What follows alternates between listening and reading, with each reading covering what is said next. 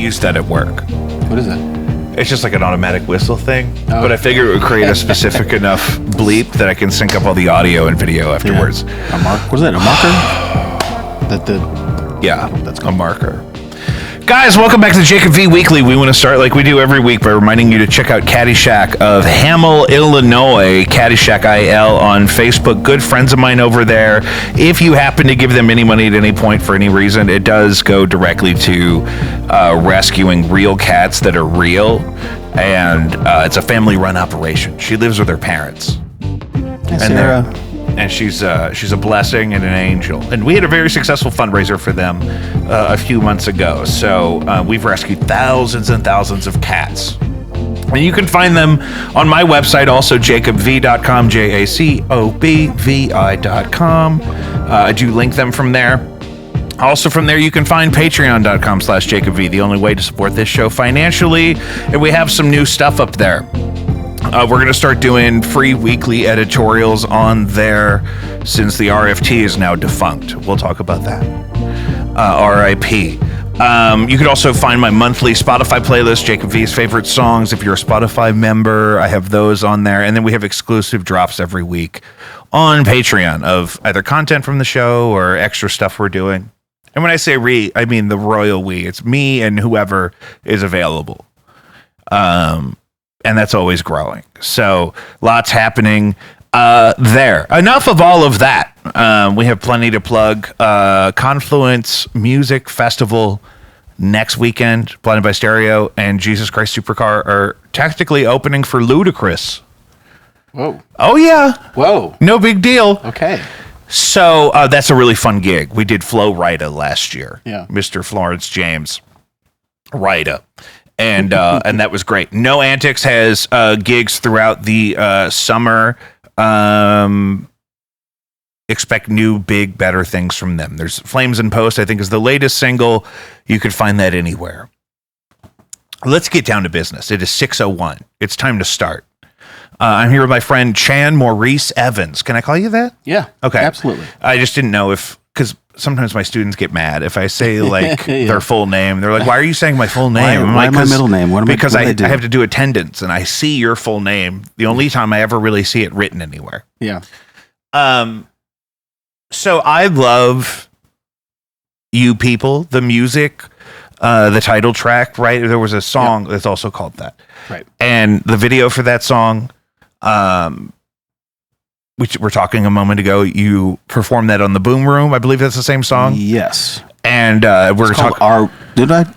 No, the EP is Are We, and the song is You People. You People, right. That's what I was hoping I got that correct. Yeah. I think there's a parenthetical Are We in print. And so I'm informed about the project and kind of you and some of your history and whatnot, but just for the audience, if you don't mind, for later context, can we establish some of that? Sure. Yeah. The history of kind of You People or the mission statement therein. Yeah. 2015 and 2016, basically, it started as kind of a response to the political climate at the time, and the Black Lives Matter movement comes through, and there's reactions and responses to that, and there's both sides show their ugly heads again, I guess, and all of the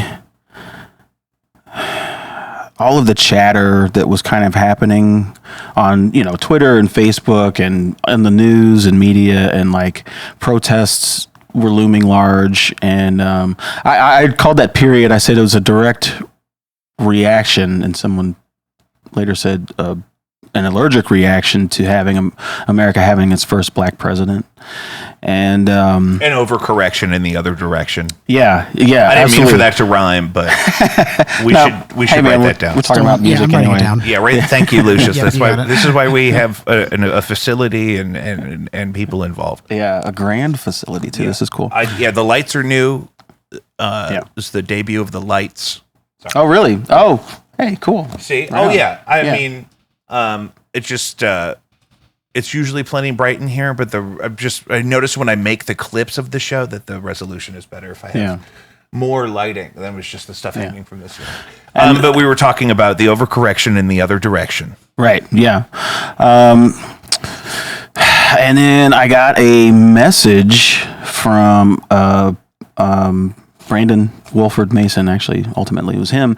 It turned out we've got just a bunch of mutual friends in common, but a band as well. I had just left a band, Cave of Swords. I was their touring drummer, and oh yeah, yeah, I remember them. Yeah. Oh, that was great. Yeah. Did they play at Plush? Yes. I saw them at Plush. Oh, cool. Okay. Plush, that's another great venue that's that was short-lived. Yeah. Somebody was laundering money. Something was going on. Or whoever took over ownership of the building had no interest in what they were doing. I mean, it seemed a little too cool. Yeah. To either be profitable or be sustainable. Did you know that there was like another level upstairs that was like a full apartment, and there was like a rec room and all of this stuff? Did you know about all that stuff? I got to see that and hang out there, and it was cool. And I was like, but it also could have been a ratio of capacity to, costs. You got the restaurant next door, and could you sell that place out, 3 times a week? Well, now it's like an event thing. Isn't that what they call, not Rust? What's the name of, it's a single word. I can't remember. It's got to be the same space because it's that same corner. Yeah. Over there, like down from where Red Flag is, down from like where Foo Bar was. Where Plush was. But what is it called? It's called like, it's an event space. It's got it's got like a little black box theater that's like the big space that was Plush is most of that. And it's got wait, it was Sophie's before, and then that was a bar. Is it a guy's name? Is it called like... We're never gonna. It doesn't matter. Yeah. But it's very different now, and it's kind of celled off into like 3 different things, and so it makes sense in that capacity. But I don't know how much volume they're doing in there, because again, it's got tons of seats. Right. When you make the venue part just the venue part, it's not very big. Yeah. And excuse me, that just went to another, it was another cool space for bands to play that just didn't get to play. I mean, my band, I played there one time in this band called DiBiase, and we played to the other band and 2 friends, and not for advertising. I guess we just couldn't get people to go downtown or something. Anyway, so got a message from Brandon, and he was talking about, he's like, you and I feel pretty much the same way, and usually, presidencies and politics that go sour, Reagan, and all of these, you get bands like U2, and you get bands like, these, that have these sort of spurred from, political unrest. Yeah. And he was saying, he's like, man, there's just, there's a lot of that stuff going around, but there are not very many black voices in that context. Yeah, I mean, because at the time, at least, I don't know. Because you can call U2 a band that was, born as a response of violence in Ireland and this sort of civil war situation that they grew up under. Yeah. But then they're also billionaires. Were they like well off? Yeah, okay. Well, I don't know that they grew up that way, but now they are. Yeah. Now they just put songs in my phone without me asking. Yeah, right. So if they were representative of children who were victims of unrest in their community growing up, they certainly didn't stay that way. They're doing yoga in Malibu. The day Bono canceled that show here because there was protest downtown, remember? Oh, yeah. He flew privately to Los Angeles to just go out and be photographed at a club. So either he never came here or he immediately retreated back to California, which is nothing like Wales. Yeah, that's true. You know what I mean? He's not Sinead O'Connor. Sinead O'Connor she fought the fight. Was about some shit. Yeah. And it made her crazy. Yeah. R.I.P. Yeah. Turn is the restaurant that is now in Turn? That's not Posh. I'm not thinking of the right thing then. But what is that building called? It's like an event space. A Turn is what's in there. Turn. Ugh. I'm thinking of something else then. There's some kind of place called Rick or something. I'm not saying that's the place. I don't know. But so Yeah. Because this has always been my problem. And it's very a hot topic in kind of across the board right now is, wait a minute, if people of your community are worshiping somebody, but that person's not actually from your community, that's more obvious of a problem. But what if they haven't been a part of your community since they got famous? Right? Like this is the feedback Jennifer Lopez is getting, which is why she made the chopped cheese video. Which I don't know the chopped cheese. So what I understand of her situation is she's talking about, I'm from the block. I'm Jenny from the block, and I remember when we were running down from da da da da, and somebody was like, "You were never there. You were like, honey. You weren't there. Yeah, you weren't there. Your parents didn't let you out of that house. Yeah. I mean, poseur. Right? Is that the term? Poser. I'm hoping. Basically, that's well, because it's even like, and I don't want people to isolate themselves in a situation that they feel unsafe in. Yeah. But other people stay really involved in the communities that they care about. Yeah. That they're from. Right. And whatnot in a way that is authentic. Mm-hmm. You know what I mean? So that is a huge problem that, like, for example, I was just talking about this with somebody today that, recently Killer Mike won all those Grammys. Yeah. And Killer Mike has a message and a voice and a perspective that's really valuable. And I think in a lot of ways for a lot of things. And then he gets arrested at the Grammys. Not even for behavior at the Grammys. Right. It was something. So it's like, even if somebody can overcome all those things and create something great and get this award, we could still walk them out of there in handcuffs. Yeah. Like that's, yep. Even if that wasn't the intended message, it just feels like, I mean, if I was a kid, I don't know that I would think about all the nuances. I would kind of be upset by that. Yeah. Why? And so why was he arrested? Was he just? It was a warrant for something else. It was like they just knew he was going to be there, and he had a warrant for. Yeah. Lucius can look it up. Isn't it something like, okay, I mean, and authority loves to make examples of people, especially when they're probably at their greatest moment. Sure. I'll get to take you down, and I'm not saying that that's what they conspired to do, but it was a hell of a coincidence. This dude's on the, can we cuss? I guess this is for adults and shit, right? Okay, yeah. I don't know whose family's No. It's not a family thing at all. We're at the fucking Grammys, and dudes. We're at the fucking Grammys. It's the Catalina fucking wine mixer. It's the Catalina fucking wine mixer. Get Killer Mike out of here. Yeah, so he's holding his babies, I guess, and gets hauled off. Here, why don't you put those down, sir? Sir, can you put those babies down and those Grammys? I guess you fuck around and you find out. Well, it's also the case, like, there's people that win Grammys and aren't there all the time. Yeah. Because they, don't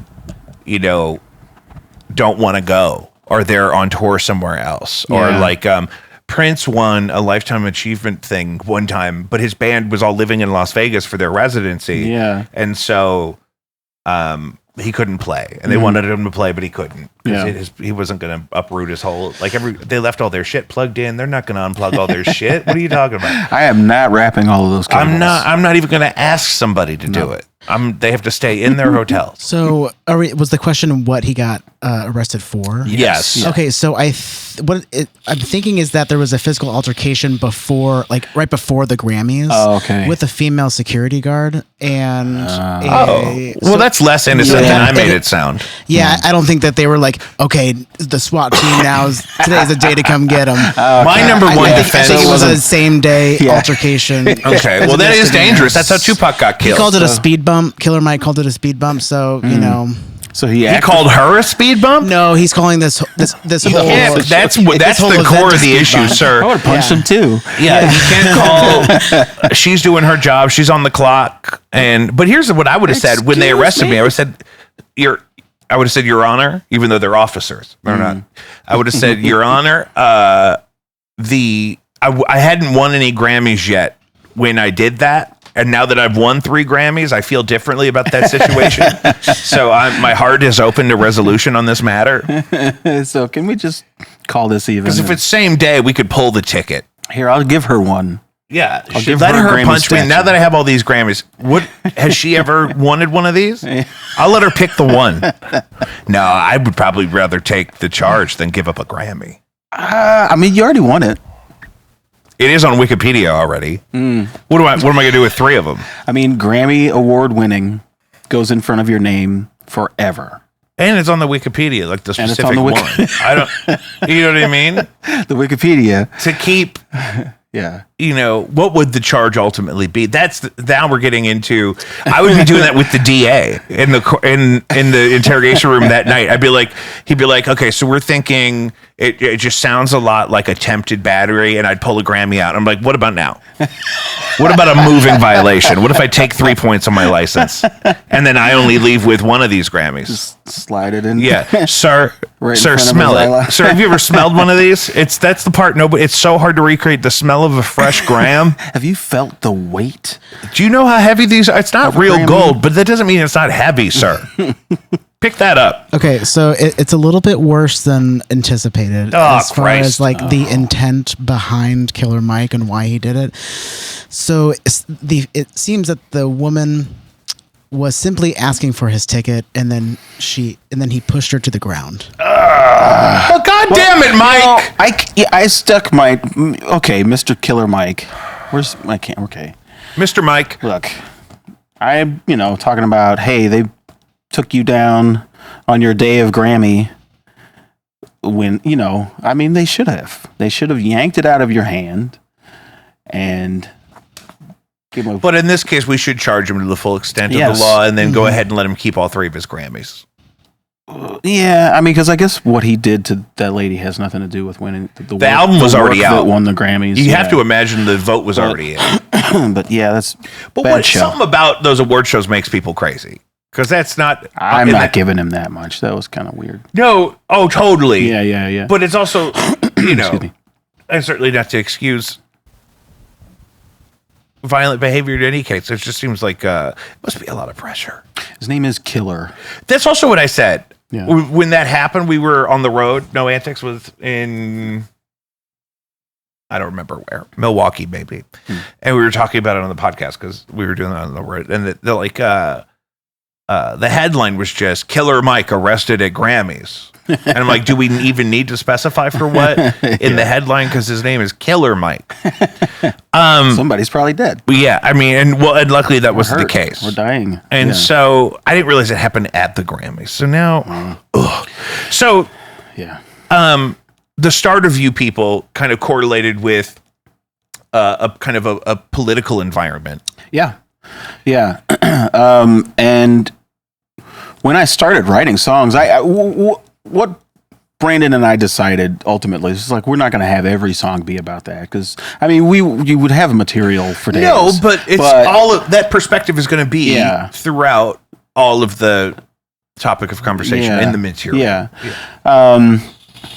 One of the first singles that we put out was called The Fear I Hide, and which features, here's crazy, Carl Livingston from, I'm going to get in trouble for, anyway, I'll come up with he's got a couple of other band names, but anyway, and it was about, the main line is we fear you, but all for nothing. And then Carl came in talking about, he did a couple of verses or 1 or 2 verses, just basically talking about how, we African American black Americans were killed at an alarming, discrepancy, Disproportionate. disproportion. Thank you. When I say discrepancy, disproportionate. Well, there was a discrepancy. Yeah. And just because, the officer, I don't know, 4 times out of 5 would say, "Oh, I feared for my life." Right. You're the one that's got the training. You're the one that's armed, and it's on your All the person. various deterrents. Yeah, you got mace, you got tasers, all these other things, and you feared for your life, but that guy's dead. And And in many cases, unarmed. yeah, absolutely, You know what I unarmed, running the other direction, Often. on camera. Yeah. As such. His exit wounds are through the chest, Yeah. and it's so a lot of that, and I think I was much like many other people with whatever outlet. This is pre-pandemic BC before Yeah. COVID. That I like to say. So our outlet was social media for the most part. We were really leaning into that at the time. And so Twitter was getting hot, Facebook, Instagram was, how anybody communicated.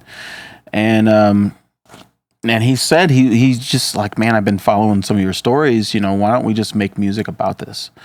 And we did, I sat out, made a few about, those specific topics. And then there were some other things, like you said, something on your heart. I recently had a breakup and was learning, why the breakup happened. I was like, oh, it was fucking you, dude. Okay. Yeah. And so, it's like, all right, so this is going to be a self-reflective, like, how am I responding to, the unrest in the streets, the unrest in my, social life and all this stuff. And so what great songs are written about, right. That kind of shit. So, well, and because that's the thing you were mentioning too, that, and this answers a question I had prepared that I didn't really know how to finish. And so that helps that, you were mentioning that, and I've talked about this with other artists, that especially locally, there's not a great example of tons of diverse Black voices or voices of color in general. Mm-hmm. And so even just expressing something that's personal and specific to you, you're doing so with your experience and with your background in a way that it's still, even if it's not applicable to everybody, it's important for people that are looking for that representation to have that as an option, to be like, this is what, because it's really bad with film. Mm-hmm. I mean, all the great romances you can think about that you've seen and talked about in the canon of film throughout your entire life. Mm-hmm. There's not really one that is just people of color and with just a traditional outcome, a traditional positive outcome representing any people of color, really, much less Black Americans, which is a demographic I've serviced so much as an educator, and it's something that I just always had a passion for, was that outlet, that parameter of social justice, or whatever you want to call it, where I can pursue it. So there was some hesitation. You're not trying to speak for everybody, right? But you have to offer a catalog of an experience that not enough people are getting. Yeah. I think when I'm, writing any of that material, or like the documentary episodes, it's really me just kind of putting, man, they say it's, God damn it, it's as trope and as cliche as it possibly is. Like, it is kind of a therapy, Sure. So like, and I say we, as in, as Sting would, or as Hendrix would have, or whatever, Nina Simone would, we're really just expressing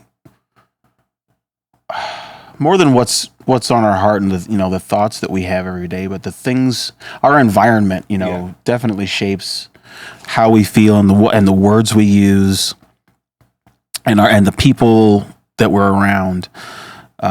They make us who we are. Yeah. And I think when you start writing, kind of drawing from all of that energy, if you're a spiritual person, all this energy never dissipates. It all, we just kind of use it in specific ways and release it anyway.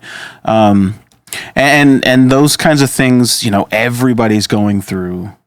Somehow they've been hurt, by something someone said, whether it was, somebody feels like that, they're being replaced, somebody, an abusive partner, or parent or something, bullies at school, or we all, we've all been hurt. And when you're singing about your true hurt, people can pick up on what that is. And that's how these things kind of spread. and I think kind of connecting that with a musical, hopefully with something that's catchy, was what we were really trying to do. And I think we did that. We built a pretty good, kind of following, I suppose, online or whatever. Our shows came off pretty good. Filled a couple of rooms here and there, but Yeah. But I think with what we were saying, our like what a year. That's one of the newest songs. That's one of the last songs that I'd written. And it turned out to be about the pandemic. I didn't realize it at the time. Yeah. I was listening to, and here we go with politics. I was listening to something that Marjorie Taylor Greene had said, and something else that Lauren Boebert had said, kind of, manic sort of offerings that they would give us every day. And I said, and that's where, and then the chorus came out. It's like the same things happened on the day to day. Like, okay, every day we're in isolation. It makes no difference. It'll be okay. There's nothing wrong with getting it right. And the thought that went through my head when I was watching this YouTube clip, Marjorie Taylor Greene was like, there's nothing wrong with getting it right.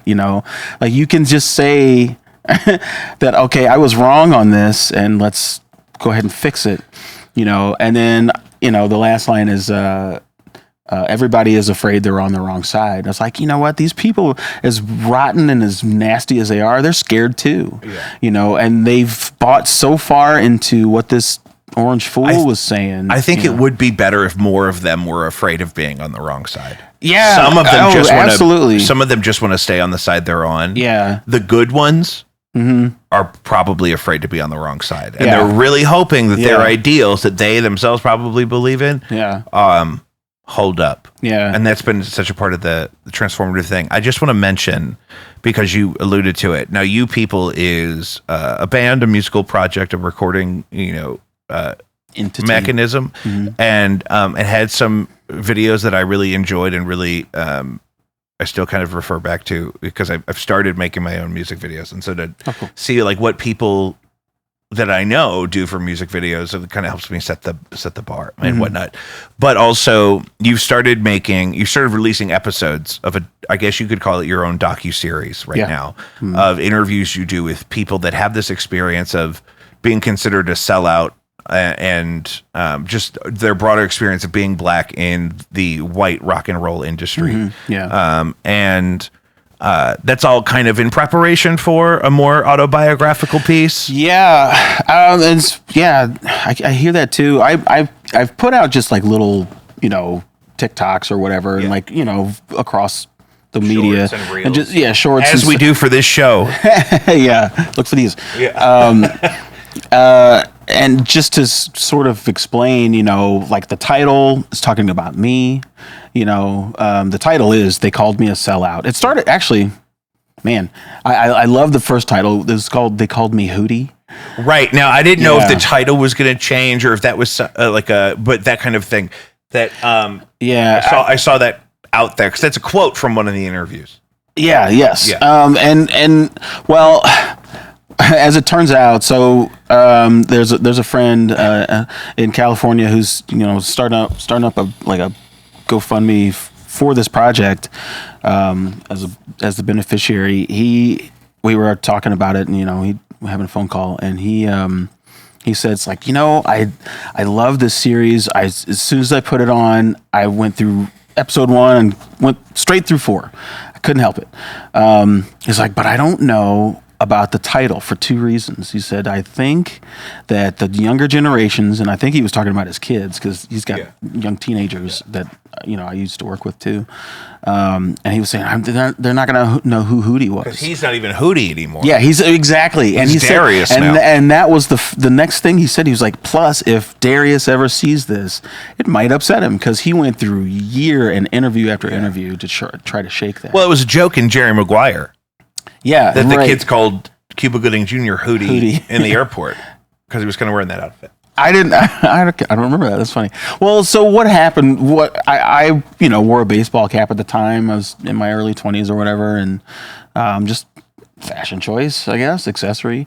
And as soon as I'd put on a guitar, somebody from the crowd, Hootie, like, Even an electric guitar? yeah. I never played an acoustic guitar. Maybe at like an open mic or something. What was like your that. hair like at the time? Just short and cut close. And then you put the hat on. And then I put the hat on, and I looked nothing like Darius Rucker. You don't? That's what I was going to say. Like, there's, so many other comparisons. Yeah. But which is a topic that you cover in your episode with the guy from Incubus. Yeah, that I love. Because this is a thing Tom Morello always talked about, too, was that people would expect him, when he would show up before he was in Rage Against the Machine, when he would show up to an audition or something, that people would expect him to be like a Hendrixy guy or like a Eric, or like who was the next guy after? Was it Eric Gales, or is that the guy now? Eric Gales, yeah, he's around now. I mean, Hendrix, and then But he liked Yngwie and he liked Steve Vai, and you've told me before that you at one point in your life got really into Steve Vai's regimen of practice, which 8 is hours more a day than I would ever do. But it only lasted a couple weeks. Really. No, that's good though. But it's still those are numbers. That's your practice for the year. You know what I mean? 8 hours a day for 2 weeks. That's P90X. So that was part of the thing too. It's got to also be aggravating that it's not even necessarily one of your influences, right? You know what I mean? Yeah. And it was an easy association, and and if you want to give some of these people some grace, it's an easy association that they can put their hands. It's tangible for them right at the moment. And maybe they think they're being nice. Yeah, and all of that shit. Or funny. They always think, they always think that. It's like, just or whatever, you got dreads. Oh, you must know where the pot is, eh? Yeah. I've looked like this since I was 15. So people have been asking me for drugs since before I ever even knew where to get them. I mean, it's been, and that's something that is kind of tangential to what we're talking about too. We've talked about it in versions on this show before, that we impose so much on our children of our own lives and our own insecurities that we create them, because we start worrying about them before they're real yet, and before they've even been inspired by anything unfortunate or external.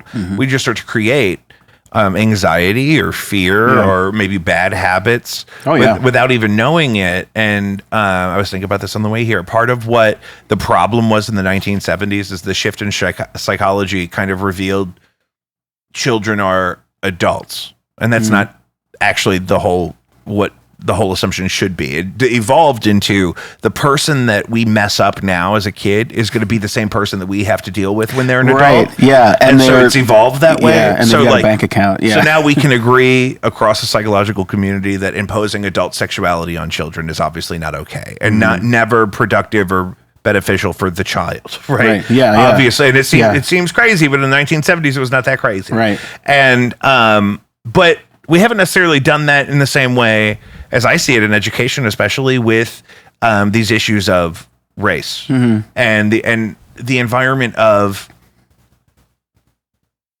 you mentioned being isolated, that you have to be aware of your race more often than I have to be aware of mine. Right. Yeah. And that's part of you and I could be dropped in any part of the country, and without saying a word, like, they wouldn't hear our Midwest twang or whatever the hell we've got.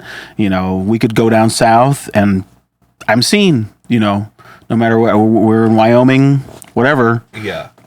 You could have come out of a mountain from up there. And I draw a lot of attention to myself, but it is crazy the privileges that racial assumptions will afford me. For example, in neighborhoods that my parents tell me not to walk in at night, nobody has ever messed with me because they think I'm like a biker dude. Yeah. Because I'm big and I have a beard, because they haven't heard me talk yet. Because if they said, man, what are you doing? I'd be like, oh, hey. And they have no idea how. Hey, girl. Yeah. Like, it's like the dogs that just want to lick the people that are trespassing. It's like that. They don't know that, though. Right. And that's also in an environment where I may be the only Caucasian gentleman. That is a racially informed assumption. Yeah. That a white guy that I've seen before that looks like that was this type of person. Right. So that's an example of where that's kind of dominoed in my favor. But in the situation that you and I are talking about, that's never typically the case. If someone's making, and this is a part of my problem that's been so dissonant with me with my family, and I'm not trying to make this about me, I'm trying really hard, and that we're the only ones here, that I was sensitive to microaggressions before we called them that because I saw so many of them. Yeah. And I was like, hey, and I think my thing is I feel like I've always been online, like in a way, not like Terrence Howard, where I feel like I like remember being born, but that there's things I remember witnessing as a child that have very much continue nonstop inform my choices about where I live, where I work, what kind of communities I support and whatnot, as an opposite reaction. Yeah. That like I don't want someday my own children or my children in my family to grow up in an environment that's as prejudiced as some of mine was. Yeah. And but that also means that those things are new to the people that often perpetuate them. Right. So what I was putting together, like, okay, so you grew up with, that readily available information. Here's your computer right here. And that access to knowing, to hearing, now these kids, are growing up. I'm going to jump ahead to, Please. These kids are growing up with memes and all of these, everything that's popular and all the TikTok that's really informing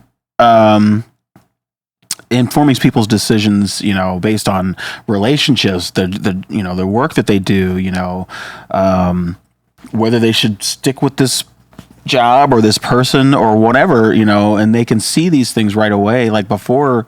So I think all of these people that are so diehard, say the Trumpers or say, diehard Democrats, whatever, right and left wing, that were before all of that kind of stuff. It's like we had to really dig, we had to be, had to dig for that kind of information, and some people just got lazy, so they don't know how this, what the right and wrong had, the evolution of right and wrong, and cancel culture is a real serious thing now.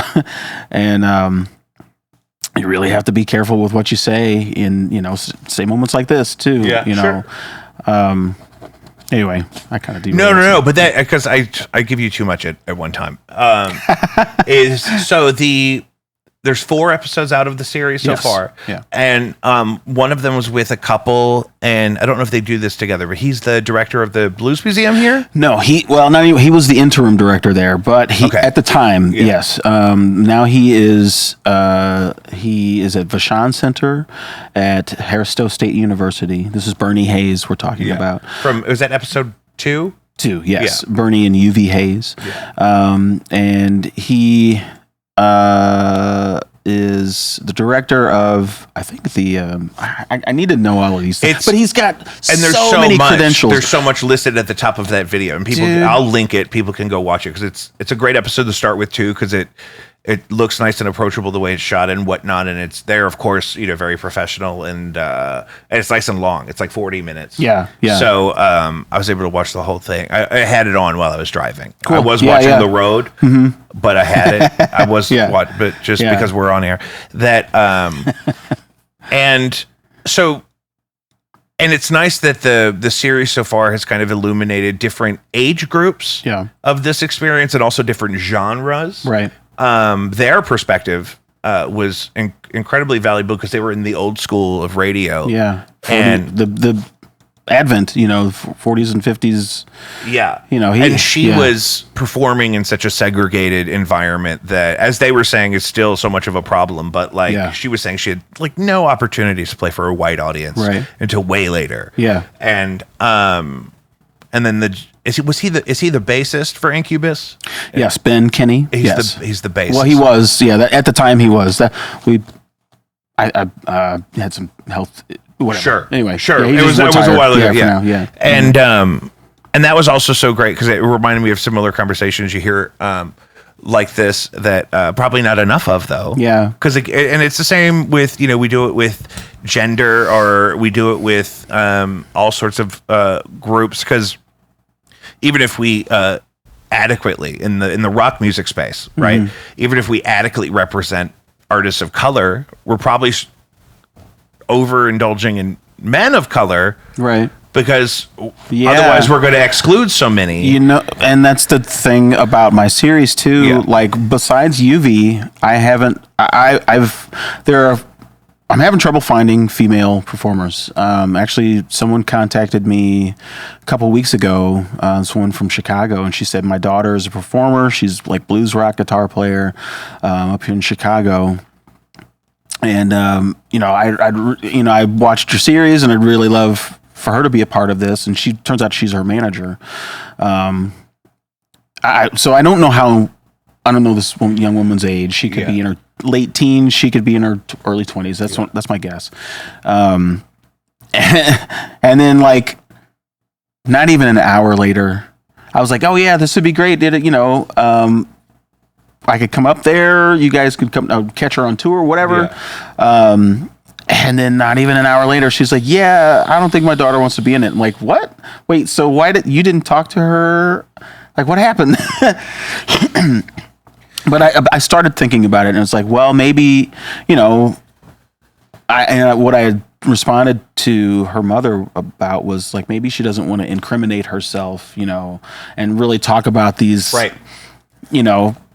And she's just getting started. Because that's what we hear about next. Yeah. Is when we do have specifically strong women of color, we hear about that they're punished for trying to advocate for themselves and blacklisted, for lack of a better term, from their outlet. Yeah. You know what I mean? Mm-hmm. Because, again, the people that control so many of the resources, these issues are new to them. Yes. And they're not new to the artists that we're talking about, because they live this way every day, where people are reminding them that they're otherly everywhere they go. Yeah. You know what I mean? Mm-hmm. Or they're incredibly isolated, or both. Yeah. You know what I mean? Yeah. And that's got to be hard, especially the first 90% of your career in music, because you're not necessarily the draw or the talent, but that's that huge chasm we talk about in the arts in general, that there's not the same avenues for children of color as students to pursue the different outlets for their creativity, because there's not enough representation in those fields of them. We don't have a long history of gaffers and lighting people from all different cultures, because it's such a hard thing to break out of. Because it took time. It takes time to get to learn any kind of skill, and often putting time into that, you have to start young before you have to work, and then when I started music in sixth grade. I started playing saxophone. I didn't have to work, so all I had to do was practice, carry it to school, carry it back home, practice.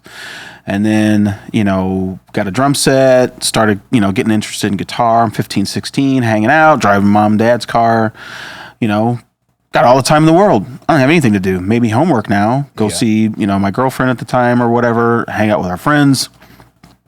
Play. Steve Vai's, 8-hour regiment, Steve Vai, Tom Morello, and I think Steve Morse did it too, something like that. So anyway, but then you're 20, 21, 22, you want to go out and drink, you want to go party, you got to have money. Okay, here's the job. And if there are parents, or if there are families, or if there are artists that have that support, that they can get into their 20s and 30s and be supported by someone, to really explore. And that's the development period. Yeah. And that you may be talented by the time you get famous, but you may have also been kept. Yep. Right. Somebody supported your tour. Somebody dumped the money. Somebody just kept you out of the workforce. Yeah, somebody just kept you out of rallies for, so you could, focus on that. So you had the time to do that. Yeah. So, those kids that have the time to do it, or those, and the families that have the resource to be able to do it, seem to excel. But also, this is we don't have a long history of people successfully advocating for themselves after they're established as a creative person of color. We don't have a lot of examples of, this singer or this comedian or whatever said something and things got better for them and they became more successful. We don't have a lot of that.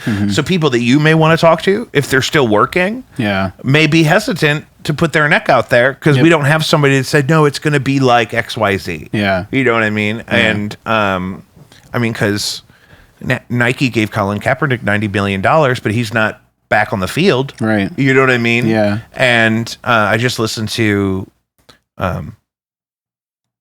a similar issue with, acting, and then you hear about it some. One of the best shows I've ever seen was Living Color, played in a Experience Hendrix thing with Joe Satriani, and their little set of like 3 songs was maybe even still some of the best live music I've ever seen ever. That's awesome. And so learning more about them, you learn so much about how they didn't get to like be themselves in their window where they had an outlet to the mainstream because they were called so many things, even positively, that shepherded them into a box. They're my white whale. It's funny that I use that term. I know I said blacklisted earlier, and now historically black represented as the white whale. If I could get Darius Rucker and anybody or all of Living Color for this series, that would be.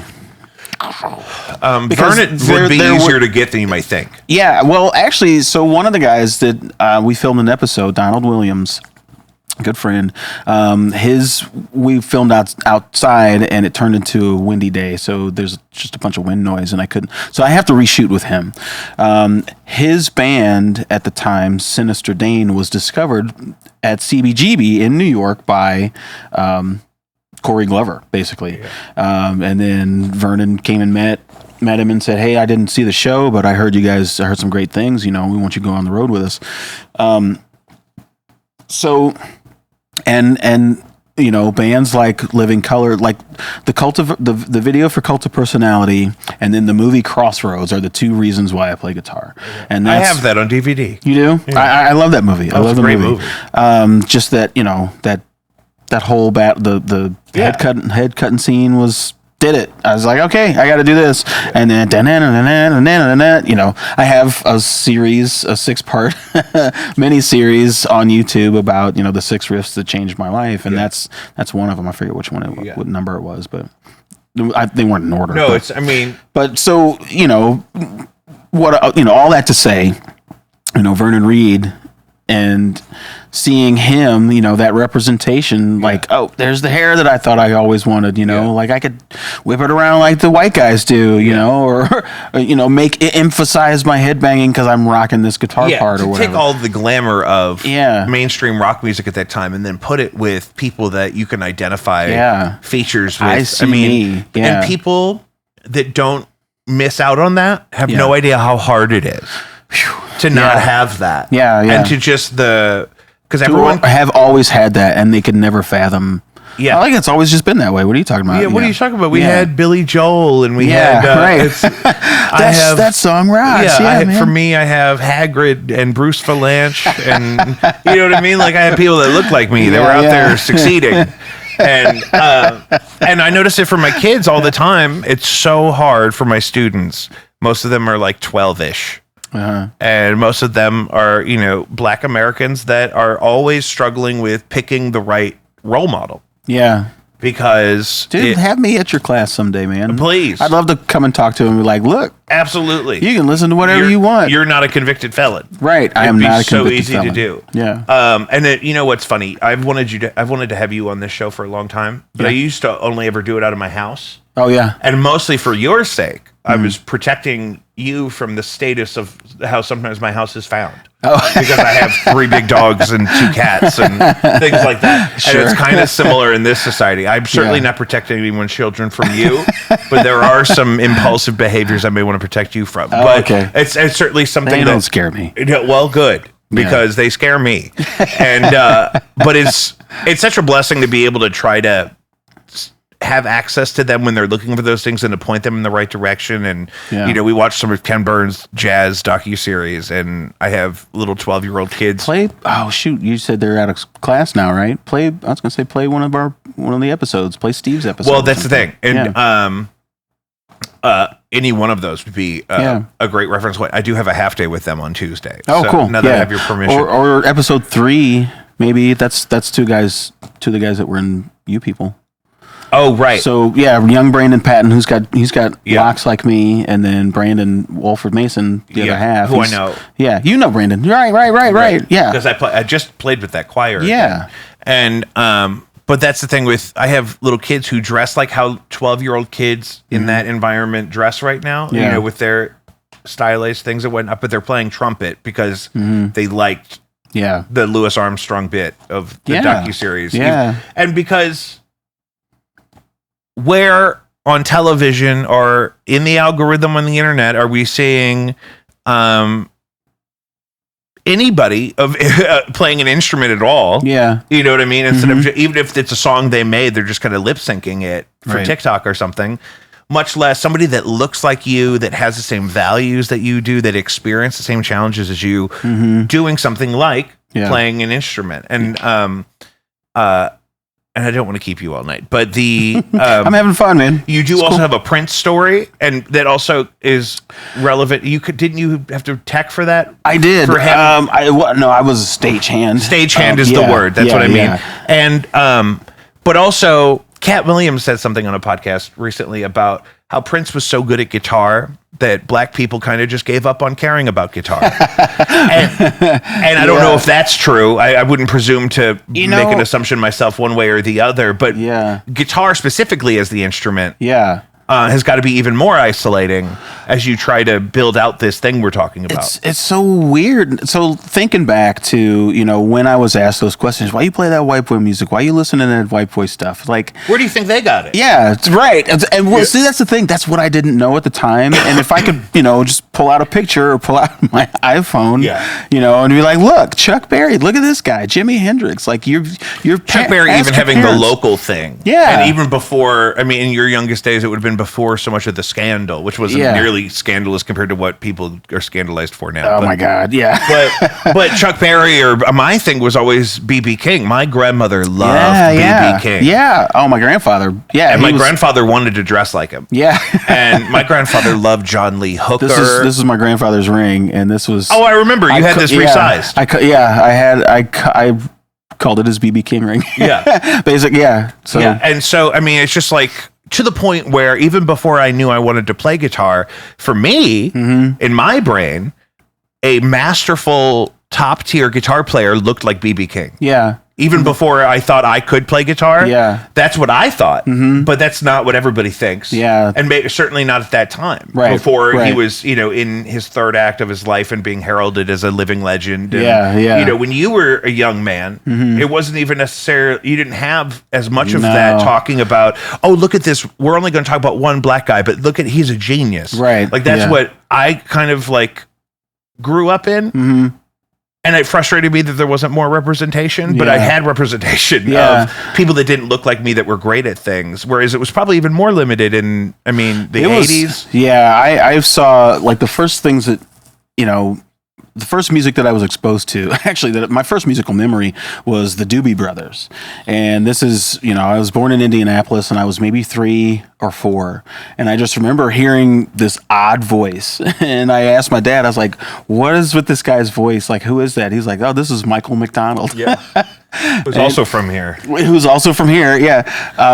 Being a tenor myself, I get the comparison unnecessarily. Something I don't yeah. Oh, listen, baby. But I knew, and thinking back about that, it's like I heard a distinct voice. I heard something stood out to me about this music. It wasn't just like, oh, this makes, like a Wiggles song, but just bounce into something happy. Like I'm hearing a part of this song that this guy is known for, like his voice. One of the most recorded voices in the United States, backing vocals. Yeah. Anyway,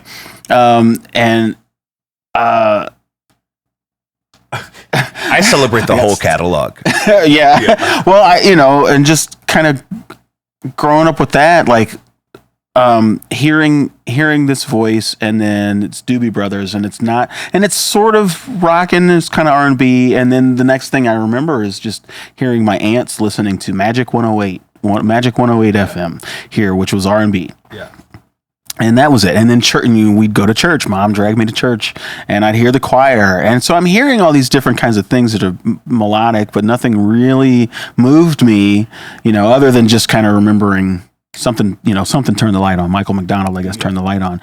And then that you liked music. That I liked music. I knew that was happening. But I heard I was visiting, my grandmother in Indianapolis, and I was up all night, slept in the living room because that's where the spot was, and she had this big old TV, and I turned it on and I found MTV and Pet Shop Boys. Western Girls was the first song that I heard. I was like, what is this? And as a kid, I wasn't alive yet when it came out, but as a kid, I loved that song because it was on a soundtrack for something. And in the 90s, soundtracks were the jam. Yeah. Because it wasn't all one thing. Because it was linked to those, those teen movies anyway. Absolutely. It had its own video already. It was big, larger than life. Yeah. But something about that song must be really easy for a kid to listen to and say, "Ooh, bleep, bleep, bleep, bleep." I love this. Yeah, it was just those chords that kind of came in.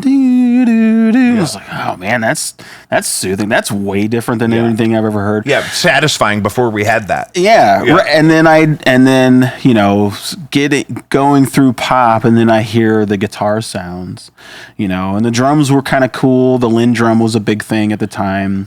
You see Prince, and then he's got this great guitar. And then I just started like, okay, there is this visual aspect, and I think I was paying more attention to that, and finding out, like John Landis was making Michael Jackson's next music video, and it's like, this guy's a director, like he makes movies. This isn't just for this thing. This is wow, this is. These people are taking this serious. It isn't just something that's programmed or just sheet music and somebody plunks it out and you hear it at the grocery store. Yeah. Well, especially at that time, because it was the first time the artist could take it from humming it in their head to fully producing not just the song, but a video that's going to go into homes all over the world. But somehow guitar kind of found its way in there, and then Vernon Reid, that riff, and then which riff? Cult of Personality. Yeah, that's what I thought. I just wanted to make sure. Yeah, and then Corey swinging. He had these extensions, maybe at the time, but they were braids or whatever. And all the guys were natural looking dudes. Very natural looking, and the singer has a very like jovial. Even though the music can be very serious, and passionate, and in its message or whatever, he's got a very like jovial thing, and he's got a big teethy smile, and like you can like almost like a Louis Armstrong or something, where his face when he's singing becomes larger than himself. Yeah. And it's captivating in a way that it was important to connect with really young audiences, but also for all of them to just be on that pedestal like that when that video came out, and it looks like a Rat video, or it looks like a Motley Crue video, or whatever the thing of the time was. But they didn't have, women jiggling around and stuff like that. There's nobody in it but was them. The band. And it's just them and their message and their energy, and to just proudly,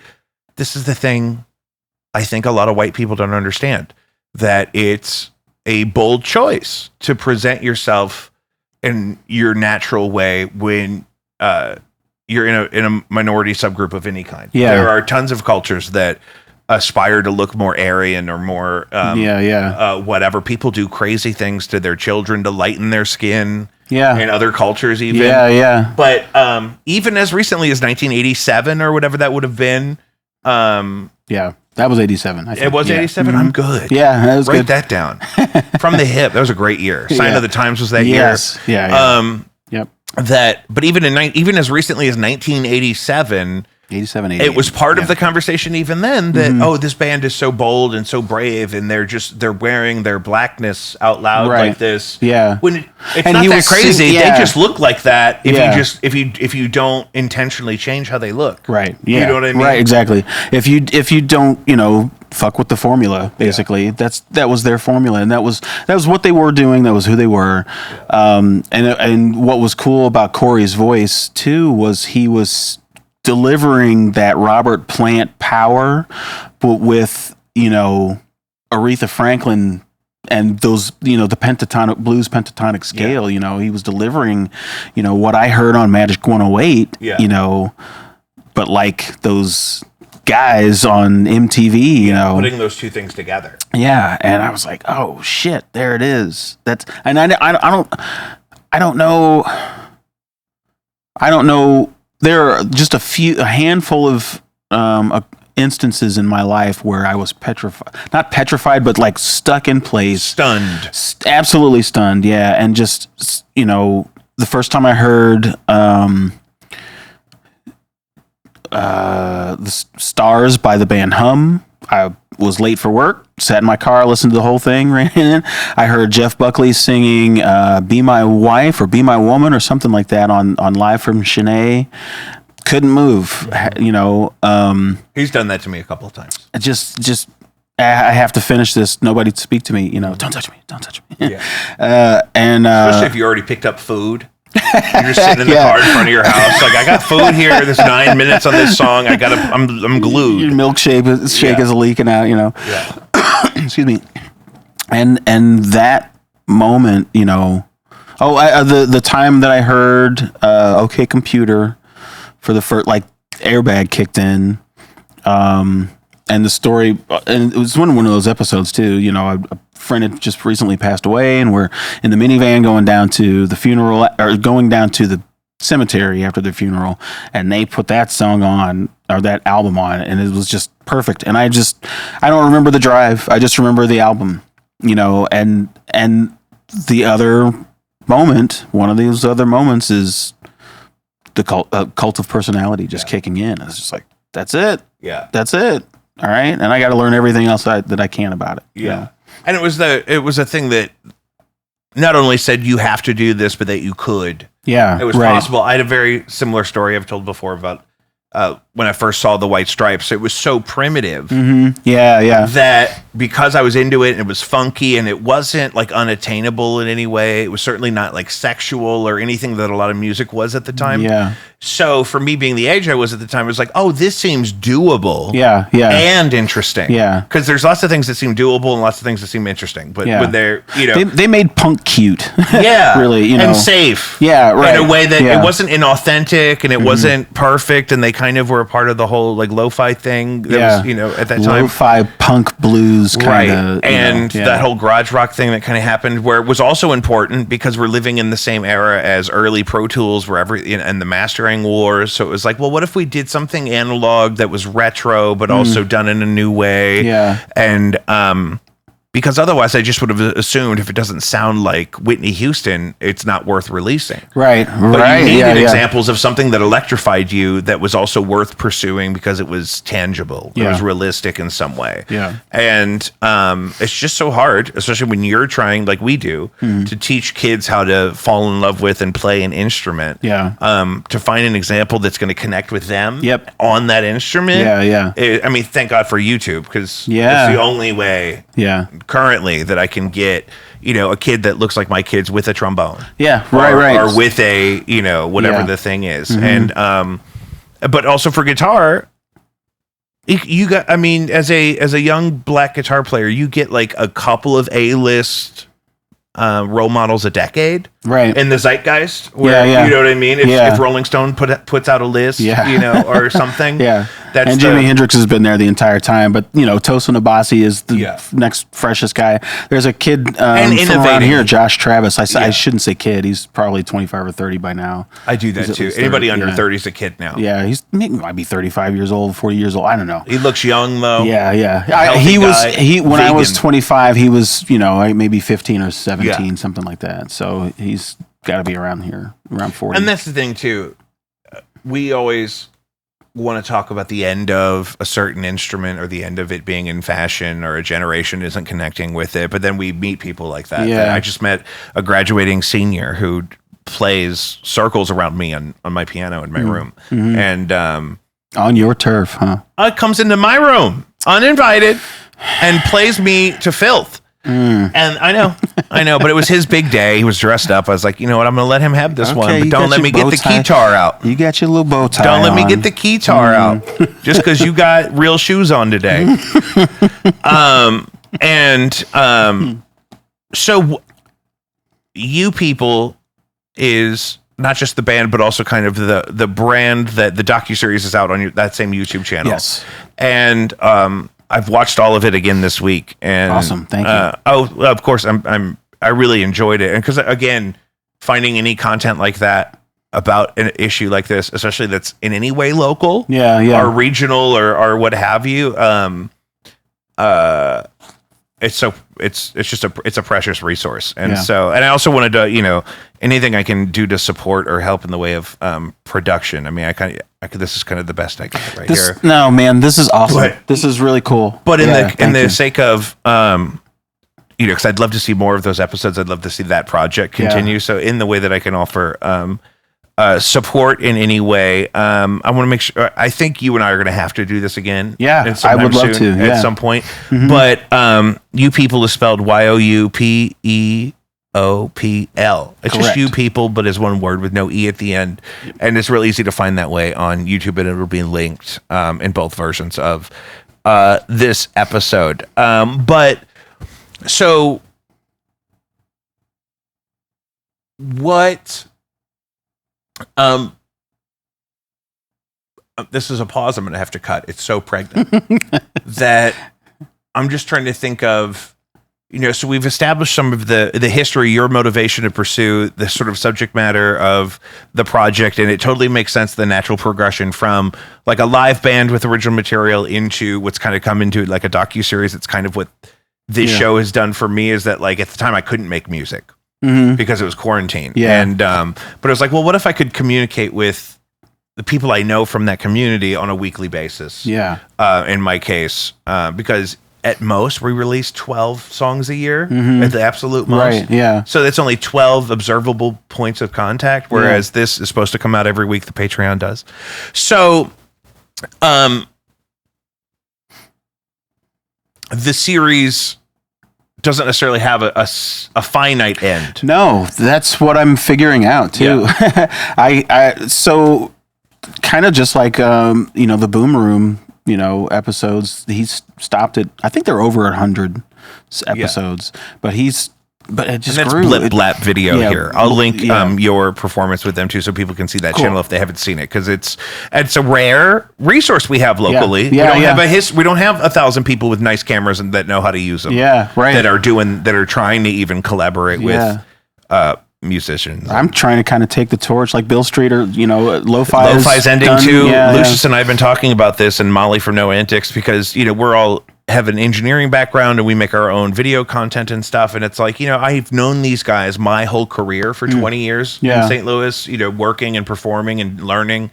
And they've both been doing that here this whole time. Yeah. So naturally, eventually Right. they're going to move on. I'm glad they can move on before they're dead. Yeah. You know what I mean? Right. Thank God. Yeah. And they're both handsome and distinguished, and I'm sure they would offer plenty in the sake of wisdom and whatnot. But it is something that you have to be doing for another reason other than just making money, because you may not make any. Yeah, absolutely. Especially if you're trying to do stuff with DIY artists and really include people that don't have access to the resource and whatnot. It's got to be a pursuit that is engaging for you creatively and technically. I learn every time I do one of these more about this stuff. Yeah, yeah. And I'm just really excited to get back into the photography aspect. I when I was living in Chicago, I went to this barely accredited school, and I was studying visual communications, and that's where I learned about film, video editing, photography, lighting, all of these things. So I had made a couple of music videos and did my 10,000 plus hours of walking around the entire city. I called it a walkabout. I have, I don't know how many hours of footage. Just hours of footage and photos. And anyway, so, and kind of, it's crazy, I'm coming back to this. Anyway, yeah, that's I'm getting back to skills that I'm just kind of wiping the dust off of.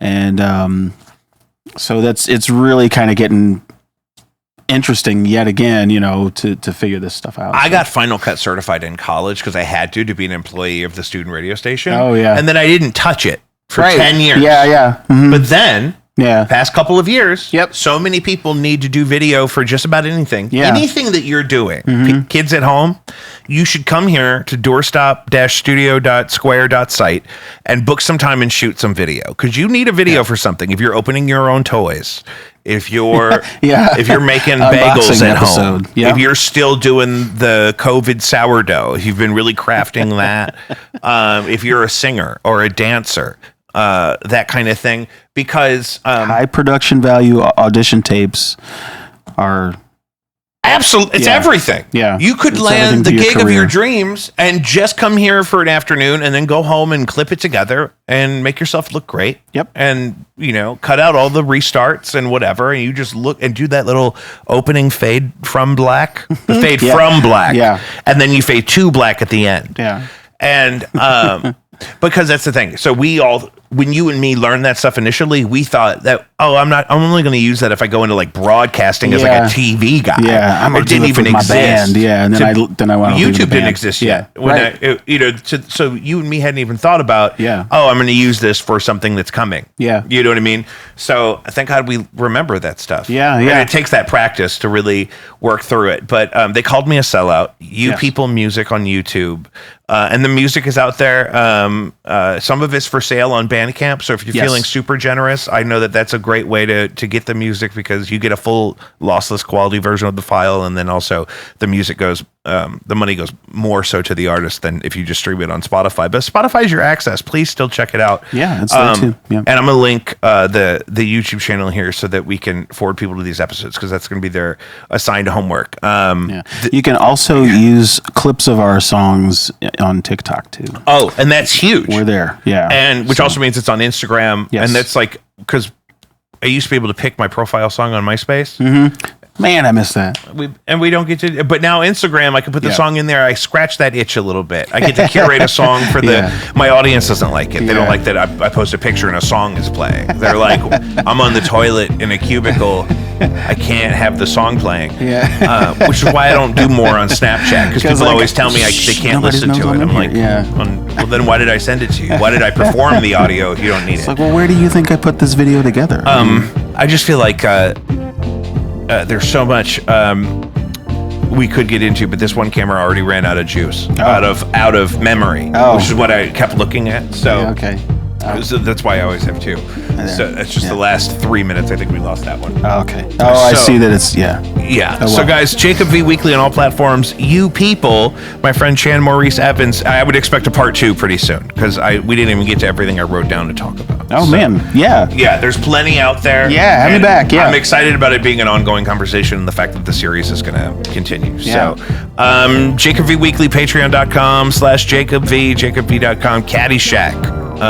We gotta go. We don't have an option. My memory card is full. Awesome, dude. I mean, what?